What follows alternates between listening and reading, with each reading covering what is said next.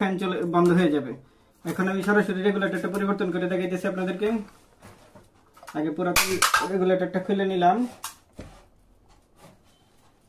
আমি আপনাদেরকে একটু টেস্টার ধরে দেখাই, একটু কাছে থেকে দেখান। এই যে কোন তারে কারেন্ট আছে, মূলত এই যে এই তারটার মধ্যে কারেন্ট আছে। এই তারটা যদি আমি সরাসরি লাগাই দিই, এই যে দেখতেছেন স্পার্ক হইতেছে, মানে ফ্যানটা চলতেছে।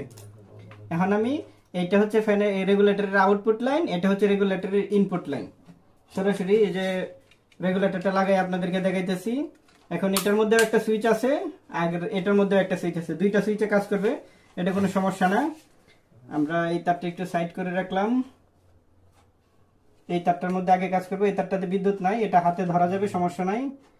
আমি এটা লাগাই নিতেছি, তো প্লাসের প্রয়োজন পড়বে।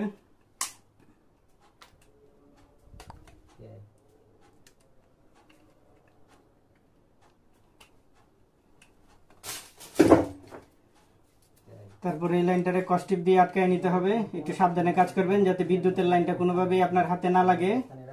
এই যে লাইনটা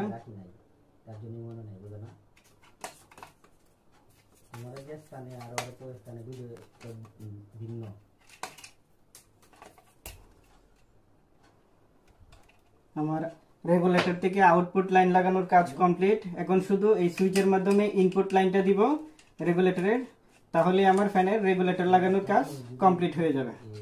একটা মানুষ যদি সন্তুষ্ট না থাকে, তার যদি 10টা মানুষ লাগে প্রতিদিন, তাহলে সেই মানুষটা নিয়ে কেন থাকবে তুমি বলো? অবশ্যই জরুরটা কেউ দিছে 10টা। এই যে আমার ফ্যানের রেগুলেটর লাগানো কমপ্লিট। এখন আমি এই যে সুইচ দিব আর রেগুলেটর ঘোরাবো, এই যে ফ্যান চলবে। এই যে স্ক্রুগুলো দিয়ে আমি শুধু রেগুলেটরটা লাগিয়ে দিব।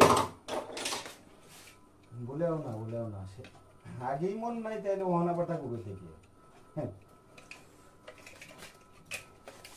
না উঠতো না।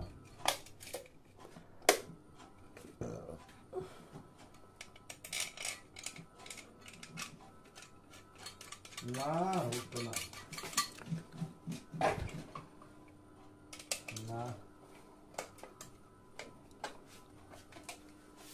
এই জায়গায় একটা নাট দিলেই হবে, আমার রেগুলেটর লাগানোর কাজ কমপ্লিট, কাজ শেষ।